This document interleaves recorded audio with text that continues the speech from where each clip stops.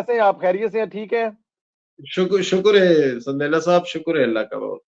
یہ جو لوگ ہمیں سنتے ہیں نا یوٹیوب پر، یہ بڑا پیار کرتے ہیں، لیکن ہوتا کیا ہے کہ ان کو چینل میں جب ہم لوگ پروگرام سٹارٹ کرتے ہیں یا اینڈ کرتے ہیں تو ان لوگوں کو ذرا صرف یاد کروانا پڑتا ہے کہ جن دوستوں نے ہمارے چینل کو سبسکرائب نہیں کیا ہوا وہ ضرور کر لیں۔ جی بالکل، ایسا نہیں ہوتا کہ وہ کرنا نہیں چاہتے، لیکن کیونکہ بے خیالی میں، بے دہانی میں وہ رہ جاتا ہے نا، تو ایک دفعہ ریکویسٹ کر دیتے ہیں، تو جن دوستوں نے نہیں کیا ہوتا وہ فوراً پھر سبسکرائب کر لیتے ہیں۔ تو آپ کا چینل جو ہے وہ ظاہر ہے بڑی بالکل انفارمیشن اس میں ہوتی ہے، مجھ تو انشاءاللہ تعالیٰ وہ ہم لوگ نے یہاں پہ نیچے پن کر دیا ہے، تو جتنے بھی دوست دیکھ رہے ہوں گے انشاءاللہ سب اس کو سبسکرائب کریں گے سر۔ انشاءاللہ۔ ہمارے بھائی سب سے پہلے میں جو جانا چاہتا ہوں، میرا آپ کا پاکستان کا سب سے بڑا مسئلہ، سب سے بڑا پرابلم کچھ دن پہلے تک، کچھ مہینے پہلے تک یہ پاکستان کا چھٹا بڑا پرابلم تھا، اور اس وقت پاکستان کا چوتھا بڑا پرابلم ہے، وہ ہے fake news. International fake news watch dog نے آج ایک رپورٹ شائع کی ہے جس میں انہوں نے پی ٹی آئی کا یہ جو پروٹیسٹ ہوا ہے اس کے درمیان میں فیک نیوز جتنی بھی تھی وہ ساری کی ساری ایکسپوز کی ہے۔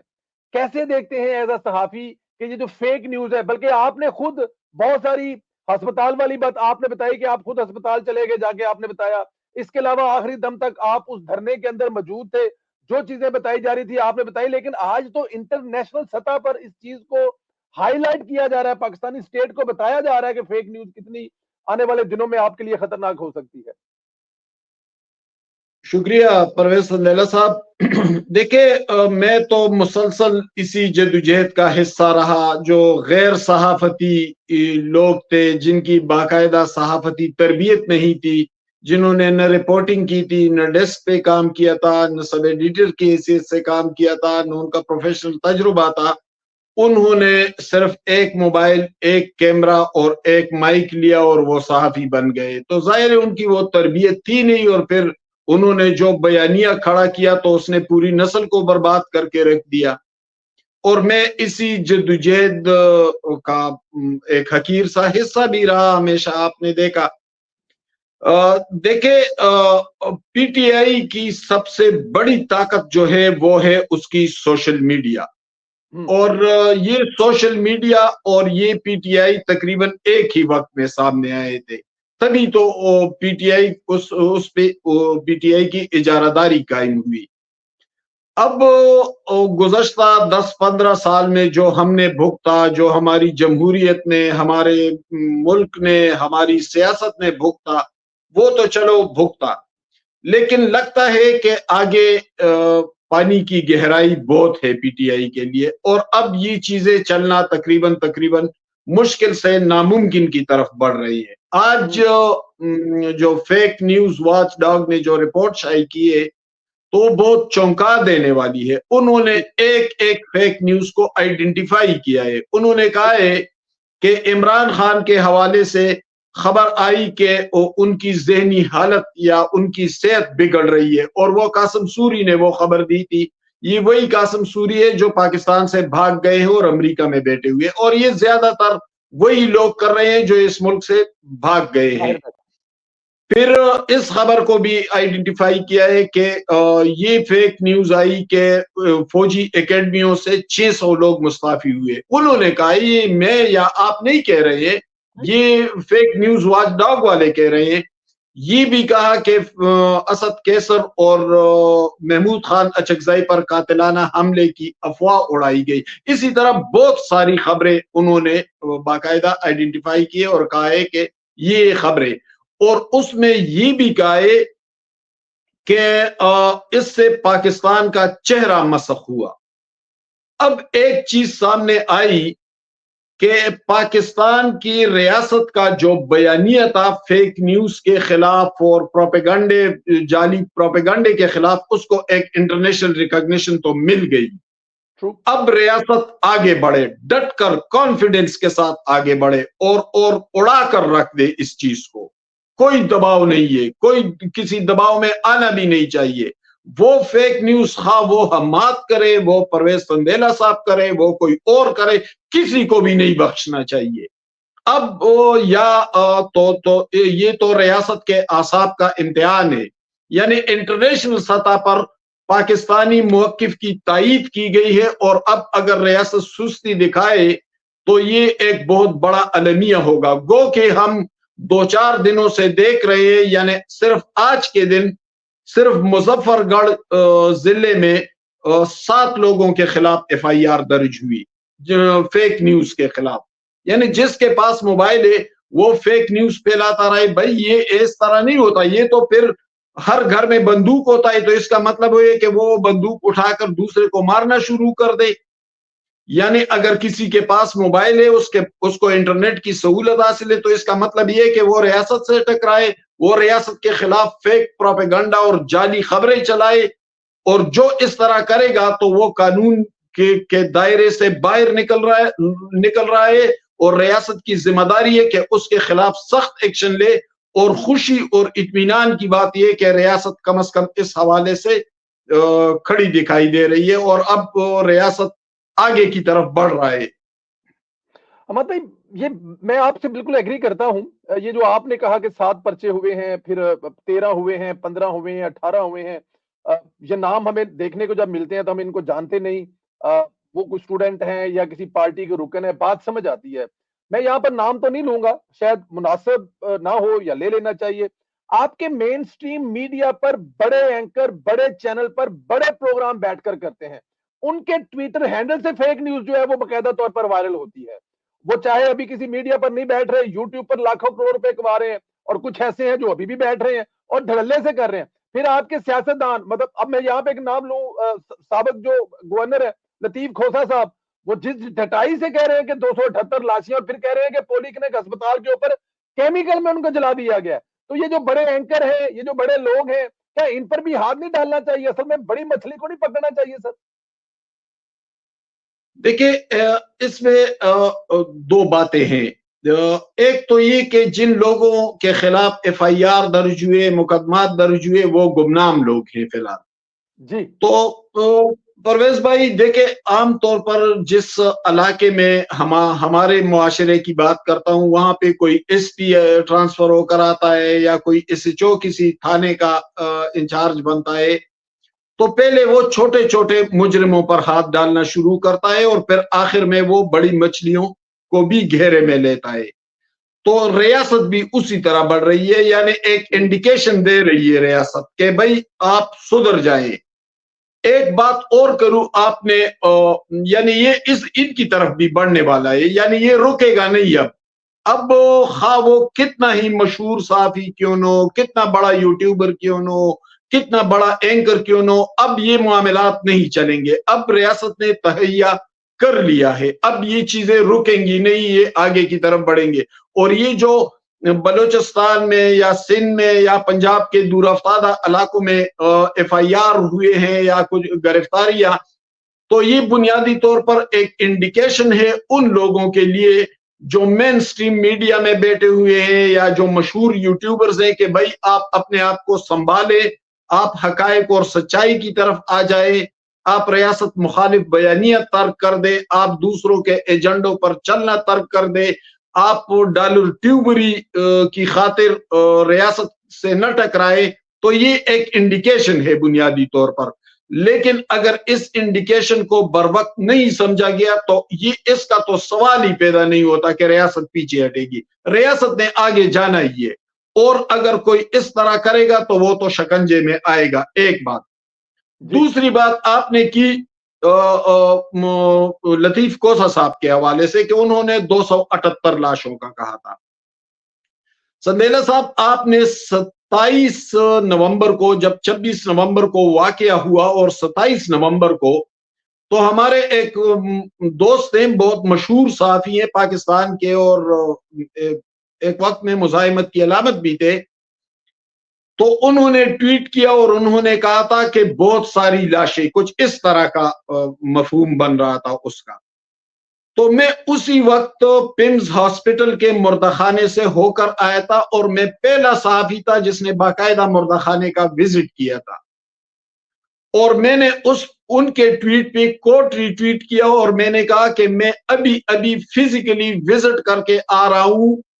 ایک لاش ہے شانگلہ سے تعلق رکھنے والے طارق کی, جن کی عمر تقریباً 24 سال ہے, اور طارق کے بارے میں شبہ یہ ہے کہ یہ 26 نمبر چونگی پر ان کا یہ فوت ہوئے تھے، حادثہ ہوا تھا، لیکن یہ واضح نہیں ہے کہ کس کی طرف سے یہ ہوا تھا.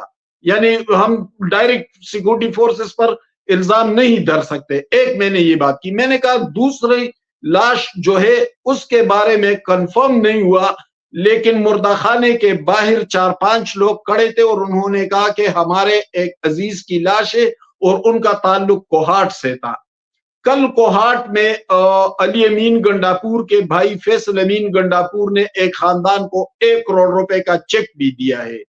تو مجھے شبہ ہے کہ یہ وہی لاش تھی، وہی آدمی تھا اور ان کے لواحی کی ان کو دیا ہے. تو یہ دو میں نے آئیڈینٹیفائی کیے. میں نے اس ٹویٹ میں کہا تھا کہ آپ مجھے بتائیں کہ لاشیں کہاں پڑی ہے. یعنی وہ بہت مشہور صحافی ہے، لیکن ابھی تک وہ اس بات کی وضاحت نہیں کر سکے، اور میں ابھی تک اپنی بات پر قائم ہوں کہ لاشیں 2-4-6 سے آگے نہیں تھی، اور اتنے تعداد میں سیکورٹی فورسز والوں کی بھی تھی. تو کوئی اتنے زیادہ تعداد میں اموات نہیں ہوئی تھی. ایک میں پہلے دن جس بات پہ قائم تھا میں آج بھی اسی پر کھڑا ہوں. دوسری بات یہ کہ پختونخوا حکومت چلے اس پر تو پھر آپ آگے بڑھیں گے کہ وہ پیسے بانٹ رہے ہیں اور پختونخوا کی جو مالی صورتحال ہے، اور پھر بشرا بی بی اور فیصل امین گنڈاپور اور یہ لوگ بھی جا رہے ہیں، لیکن یہ بھی پوچھنا چاہیے کہ یہ پیسہ کہاں سے دیا جا رہا ہے.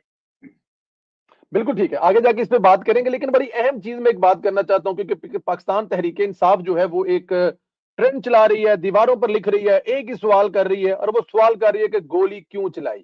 لیکن میں آپ کو دیکھ رہا ہوں، آپ گولی چلانے کے بارے میں ایک اور رپورٹ پیش کر رہے ہیں. میں چاہتا ہوں کہ میرے سننے والے میرے پلیٹ فارم سے بھی لوگ سنیں کہ وہ جو کہہ رہے ہیں کہ گولی کیوں چلائی، تو گولی کس نے چلائی اور گولی کب چلی اور کس گولی کے بارے میں پاکستان تحریک انصاف پوچھ رہی ہے، اور آپ کی رپورٹ کیا کہتی ہے؟ ظاہر ہے آپ وہاں پر فزیکلی موجود تھے. پرویز عبداللہ صاحب، میں نے اسی شام کو ٹویٹ بھی کیا تھا اور وہ ریکارڈ پر موجود ہے. کل میں نے رضا رومی صاحب کے شو میں بھی یہ بات کی، 1-2 ٹی وی چینلز کے ساتھ بھی میں نے یہ بات کی کہ گولی چلی تھی، لیکن یہ بھی اس کا بھی تعین ہونا چاہیے کہ یہ گولی کس طرف سے چلی تھی. کیونکہ جب علی امین گنڈاپور کو یہ احساس ہوا کہ میں اور بشرا بی بی خود نرغے میں آ چکے ہیں، میں نے اسی شام کو یہ ٹویٹ کیا تھا کہ برائے کرم بشرا بی بی اور علی امین گنڈاپور کو ریسکیو کر لے. وہ کچھ سٹیٹ ایلیمنٹ جو اینٹی سٹیٹ ایلیمنٹس ہیں اور کچھ مشکوک لوگ ہیں، ان کے نرغے میں آتے جا رہے ہیں. اور اس کے تقریباً 8 گھنٹہ بعد گنڈاپور نے جا کر بشرا بی بی سے کہا کہ یہ جو میرے ساتھ بدتمیزی کر رہے تھے اور مجھے کہہ رہے ہیں کہ آپ ریڈ زون کی طرف بڑھے، تو اگر ہم ریڈ زون کی طرف بڑھیں گے تو وہاں حساس عمارتیں، کچھ بھی ہو سکتا ہے، یہ لوگ کچھ بھی کر سکتے ہیں، اور مجھے ایسے محسوس ہو رہا ہے کہ میں اور آپ بھی اب نرغے میں آ گئے ہیں. یہ گنڈاپور نے بشرا بی بی سے کہا. اور پھر گنڈاپور اور عمر ایوب نے باقاعدہ اداروں سے مدد مانگی اور ان کی مدد کی گئی، اور وہ دونوں نکلنے لگے. جب نکلنے لگے تو اسی موب میں، اسی ہجوم میں کچھ لوگ ایسے تھے جو ان کی گاڑی کے سامنے کھڑے ہوئے اور کہا کہ نہیں جانا ہے. پھر گنڈاپور نے اپنے گارڈ سے کہا ہے کہ گولیاں چلائے تاکہ راستہ ملے.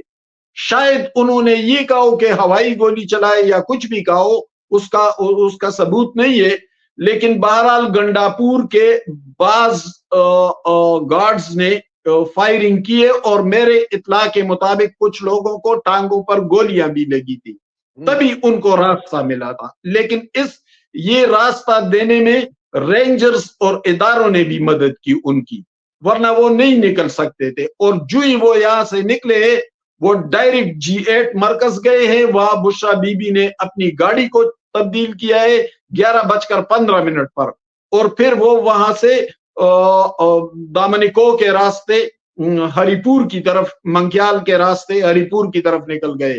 مجھے آپ بتائیں इसी इस्लामाबाद में मैं रहता हूं। जब कभी हम फैमिली के साथ ऊपर पहाड़ों की तरफ जाते हैं तो रास्ते में पुलिस का नाका लगा हुआ है E7 में, और बावजूद इसके के थोड़ा बहुत लोग हमें जानते हैं, हमें मीडिया पे देखते हैं, तो अक्सर वो गाड़ी रोक लेते हैं, दुआ सलाम करते हैं, थोड़ा सा पूछ भी लेते हैं सहाफत के हवाले से, और फिर उस दुआ सलाम के बाद हम चले जाते हैं। तो क्या जब बुशरा बीबी और गंडापुर रात के वक्त यानी 11:30 बजे के करीब यहां से गुजर रहे थे, जब यहां बहुत सख्ती होती है तलाशी की, तो क्या उनकी गाड़ी को किसी ने नहीं रोका? और अगर रोका तो फिर उसे जाने क्यों दिया? जाहिर है कि यहाँ पर तो मौजूद पुलिस वाले या सिपाही होते हैं या हवलदार होते हैं, ज्यादा से ज्यादा ASI इंस्पेक्टर लेवल तक होते हैं, और उनको ऊपर से कहीं से कहा गया कि इन गाड़ियों को जाने दे। तो क्या मेरी इस बात को तकवीत नहीं मिल रही है कि गंडापुर और बुशरा बीबी को निकाला भी इदारों ने और उनको रास्ता भी इदारों ने फराहम किया, उनको निकालने में मदद भी इदारों ने की, और फिर वो यहां से चले गए। संदेला साहब, रात के वक्त आप E7 से ऊपर पहाड़ी रास्ते की तरफ जाएं, 2-3 जगह पर चेकिंग है, बहुत सख्त पुलिस होती है, और फिर आधी रात को तो और भी सख्ती हो जाती है। मैं हैरान हूं कि बुशरा बीबी कह रही है कि मैं अकेली रह गई थी, हालांकि 11:15 पर G8 में उन्होंने गाड़ी को तब्दील किया है और उसकी वीडियो मौजूद है, मेरा ट्वीट भी मौजूद है रिकॉर्ड पर।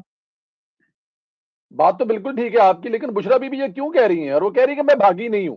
क्या बुशरा बीबी वाकई नहीं भागी? और अगर आपकी बात में देखूं तो फिर आप ठीक कह रहे हैं कि उनको तो अदारों ने वहां पर बहिफाजत निकाला है और साथ में उनको रेस्क्यू किया है, और फिर अगर वो जो फायरिंग है, जो कहा जा रहा है गोली क्यों चला रही है, वो तो फिर गंडापुर साहब ने चलाई है। और बुशरा बीबी उस वीडियो में तो नजर आ रही है जहां पे उनको बाकायदा तौर पर रेस्क्यू किया जा रहा है। तो बुशरा बीबी ये कैसे कह सकती कि मैं भागी नहीं है? मतलब इसको लफ्ज जो है भागी नहीं वो और इस्तेमाल कर सकती, लेकिन बुशरा बीबी तो वहां से गई है ना जी।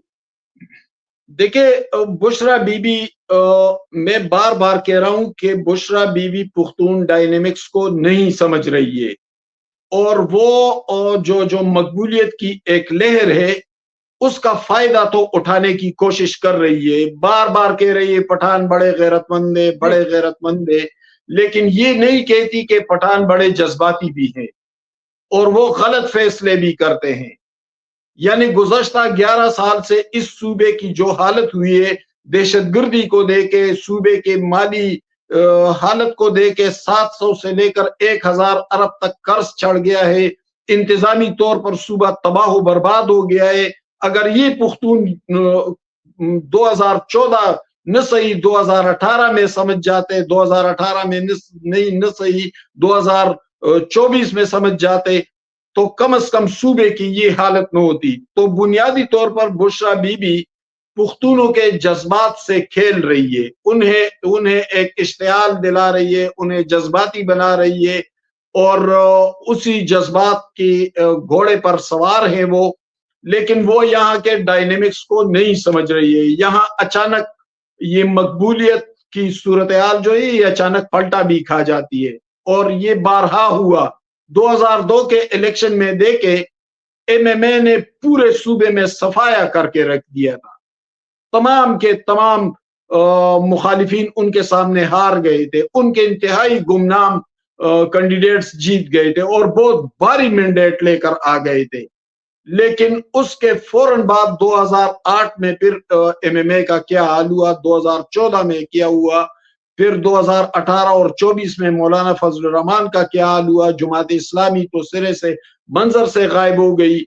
तो फिलहाल तो एक लहर है और बुशरा बीबी समझ रही है कि ये लहर एक मुसलसल रहेगी, लेकिन ऐसा है नहीं। वहां के डायनेमिक्स को, दूसरी बात ये कि वो उस दिन 4 सदे गई थी।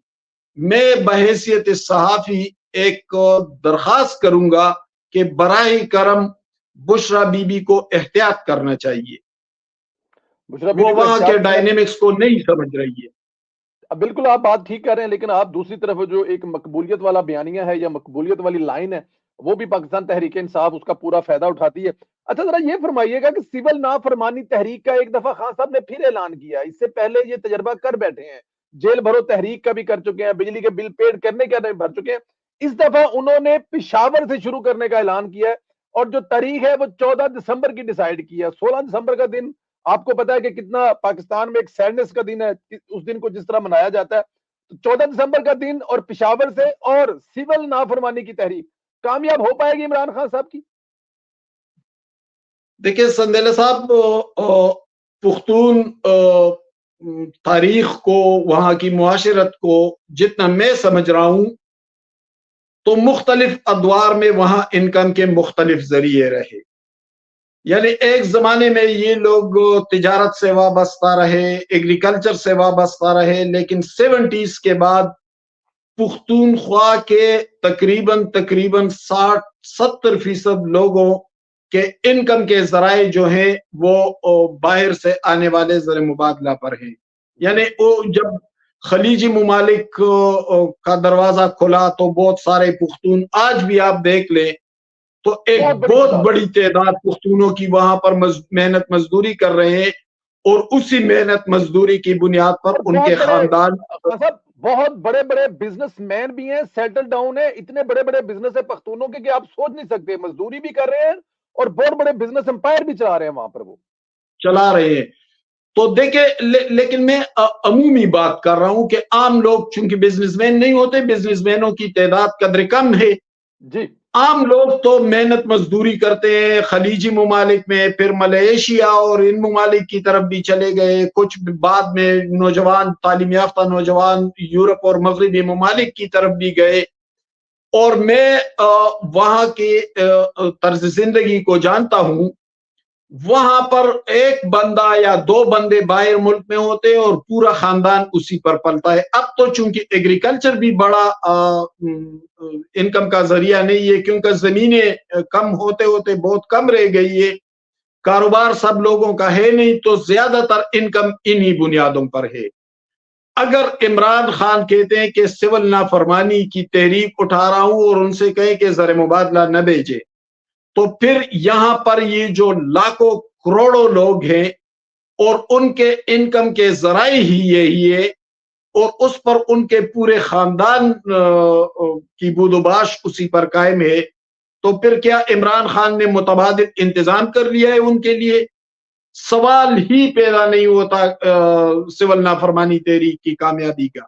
یہ بلکہ اس سے اچانک ان کی مقبولیت بھی گر سکتی ہے, کیونکہ یہ لوگوں کے دہلیز کے اندر کا معاملہ آ جائے گا. اگر عمران خان یہ کہیں گے کہ آپ زر مبادلہ نہ بھیجے, تو پھر ان کی بات کو کوئی نہیں مانے گا, اور اسے ماننے کا سوال ہی پیدا نہیں ہوتا. پھر لوگ کھائیں گے کیا؟ بجلی اور گیس لوگوں کی کٹوا دیں گے, تو اس سردی میں گیس نہیں ہوگی, بجلی نہیں ہوگی, تو لوگ زندگی کیسے گزاریں گے؟ وہ عمران خان جو مطالبات کر رہے ہیں یا جو نیریٹو بلڈ کر رہے ہیں, وہ حقائق کی دنیا سے بہت دور ہے, وہ موز ہوائی باتیں, ایسا ہو نہیں سکتا. اور اگر پھر بھی ان کا شوق ہے تو وہ کر کے دیکھ لے. میں آپ کے پروگرام کے وساطت سے کہہ رہا ہوں کہ 100% ناکامی سے دوچار ہوگا. 100% ناکامی سے دوچار ہوگا. مجھے آخر میں ذرا یہ بھی بتا دیجیے گا, یہ جو بشرا بی بی اور گنڈا پور کا ریلیشن ہے آپس میں اس وقت, کیا ریلیشن ہے؟ اچھا ریلیشن ہے؟ کیونکہ بشرا بی بی شکوے شکایتیں تو کرتی پھر رہی ہے, اور گنڈا پور صاحب جو ہے ظاہر ہے وہ بھی وزیر اعلیٰ ہیں, اور بشرا بی بی وہاں پر جا کر بیٹھ گئی ہیں, تو وہاں پر بھی کچھ چیزیں آپس میں گڑبڑ چل رہی ہوں گی, اختیارات کا معاملہ ہوگا, اور بہت ساری چیزیں ہوں گی. تو یہ بشرا بی بی کا اور گنڈا پور کا اس وقت ایگزیکٹ ریلیشن ہے کیا؟ اچھا ہے, برا ہے, درمیانہ ہے, مطلب کس طرح کی چیزیں لے کے چل رہے ہیں دونوں؟ میں آپ کو ایک بریکنگ دے دیتا ہوں, لیکن پہلے ذرا اس پہ بات کر لوں. ایک تو بشرا بی بی اور علی امین گنڈاپور کے درمیان تعلقات ہرگز بہتر نہیں ہے, اور اس کے ثبوت میں آپ کے سامنے رکھتا ہوں. ابھی ایک ہفتہ پہلے علی امین گنڈاپور نے مشال یوسفزئی کو معاون خصوصی کے عہدے سے برطرف کر دیا. تو کیا یہ بشرا بی بی کی رضامندی سے ہوا ہے؟ اور اس برطرفی کے بعد اب بھی مشال یوسفزئی روز روز بشرا بی بی کے ترجمان کی حیثیت سے بیانات میڈیا کو جاری کر رہی ہے. یعنی وہ وہاں پر تو اپنی جگہ بحال ہے بحیثیت ترجمان بشرا بی بی، لیکن یہاں صوبائی معاون خصوصی کی حیثیت سے اسے برطرف کر دیا گیا. تو کیا یہ علی امین گنڈاپور اور بشرا بی بی کے درمیان اختلافات کیا ایک ثبوت نہیں ہے؟ دوسری بات، پرسوں بشرا بی بی چارسدے جا رہی تھی اور وہاں پر یہ چارسدے کا ایک گاؤں ہے خانمائی، اور اس کے ساتھ ایک اور چھوٹی سی بستی ہے زاہد آباد. اسی زاہد آباد کا ایک شخص تاج الدین فوت ہوا تھا احتجاج کے دوران، اور میری اطلاع کے مطابق تاج الدین گاڑی کی ٹکر سے فوت ہوا تھا، اسے گولی نہیں لگی ہے. اور پھر وہاں مقامی طور پر یہ بات اس بات کی افواہ اڑی مقامی سطح پر کہ اس کو بشرا بی بی کی گاڑی نے مارا ہے. اس کے لواحقین یہ کہنے لگے.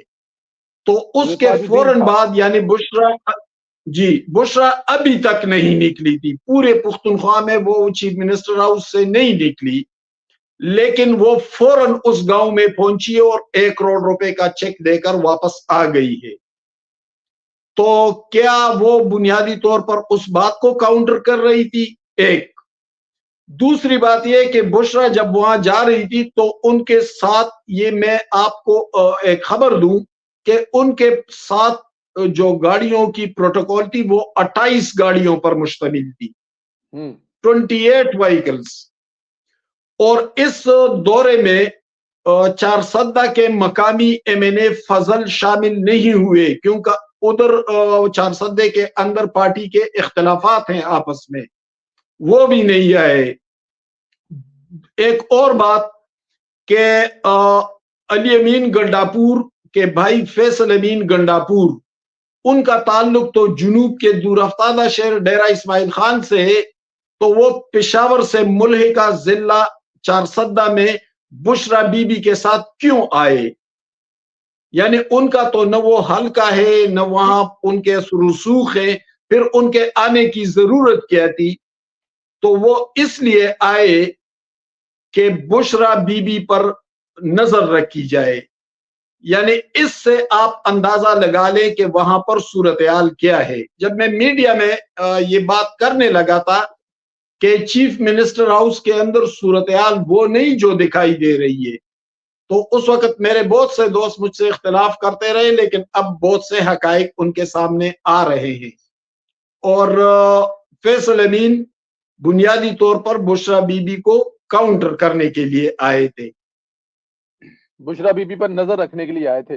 اچھا مجھے ذرا یہ بتائیں، یہ جو کروڑوں روپے بانٹے جا رہے ہیں، ہمارے پاس تو اطلاع ایسے ہے کہ وہاں پہ ٹیچروں کو تنخواہ دینے کے لیے پیسے نہیں ہیں، یونیورسٹیاں بند ہو رہی ہیں اور بہت سارے معاملات خراب ہیں. صحت کے حوالے سے ہمارے ایک دوست نے بتایا کہ وہاں پر صحت کے حوالے سے جو بجٹ ہے وہ بڑے ڈسٹرب ہے.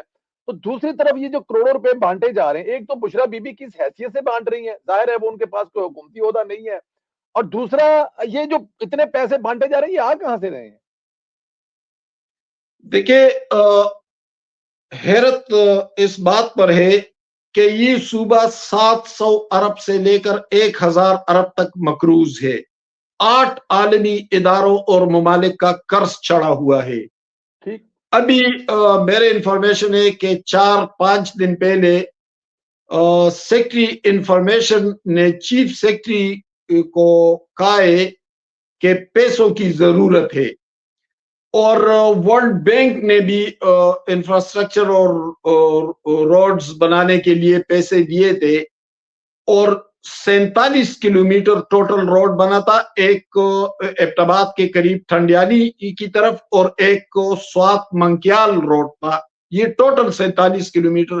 یہ ٹھیکہ مسلم لیگ کے ایک وفاقی وزیر کے پاس تھا، اور اس کے بارے میں کہا جا رہا ہے کہ ان کے اور وزیر اعلیٰ کے درمیان آپس میں کچھ انڈرسٹینڈنگ تھی، اور اس ٹھیکے میں 6 سے لے کر 10 ارب تک گھپلے کی باتیں بھی ہو رہی ہے.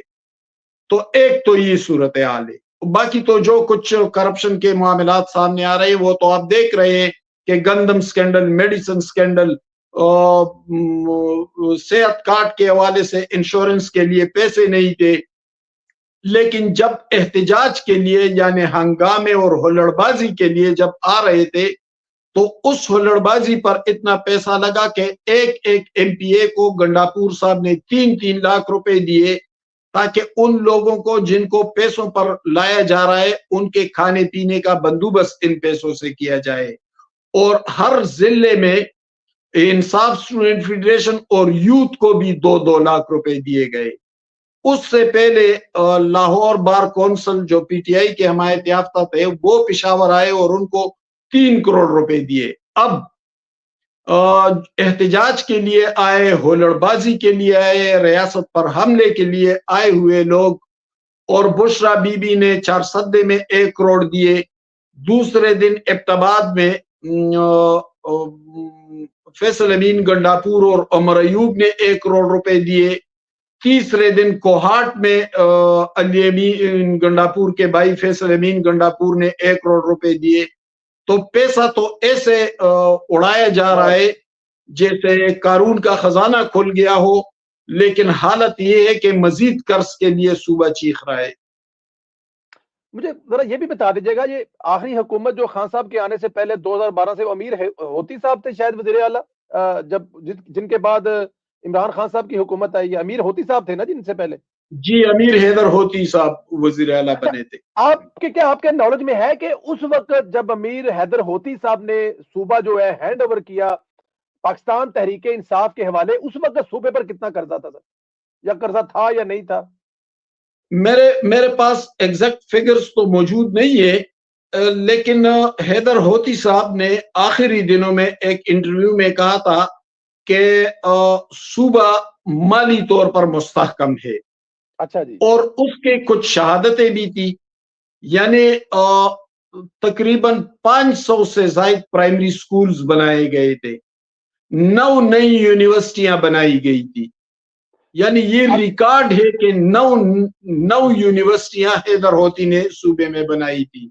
روڈز چترال سے لے کر ڈیرہ اسماعیل خان تک روڈوں کی مرمت، اور اس وقت یہ سب لوگ اس بات کی گواہی دے رہے ہیں ہاسپٹل کی صورتحال قدر بہتر تھی، یعنی صوبہ اپنے پاؤں پر کھڑا ہو گیا تھا۔ اور حیدر ہوتی صاحب نے کہا بھی تھا کہ NFC ایوارڈ سے ہمیں جو پیسے ملے ہیں اس سے ہم نے صوبے کو مالی طور پر مستحکم بھی کیا ہے اور ڈیولپمنٹ اور ترقی کا کام بھی آگے بڑھا دیا ہے، اور انہوں نے ایک ایک چیز گن کر بتائی بھی تھی۔ لیکن اب جو صورتحال ہے تو اس کی ذمہ داری کسی پر بھی عائد نہیں ہو سکتی، کیونکہ 2014 سے مسلسل پی ٹی آئی اقتدار میں ہے، 2013 سے مسلسل